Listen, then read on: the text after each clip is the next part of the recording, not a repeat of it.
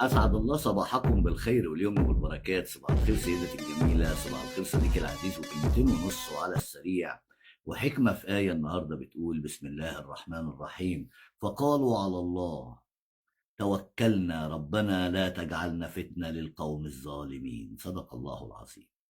أولا، مين هم اللي قالوا أو بيكلموا ربنا؟ المؤمنين بيقولوا ربنا لا تجعلنا فتنة للقوم الظالمين.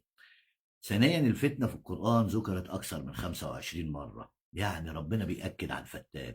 والفتان يعني كمان الفتنة أشد من القتل. الناس اللي بتفتن على الناس وتقعد تتكلم في كلام عشان تثير الناس وتخلي الناس تقلب على بعضيها والحكايات دي، ده ربنا يعني مش هيسيبهم.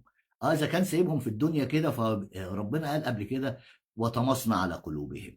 ففي ناس كتير قاعدة دلوقتي ورا الجهاز ده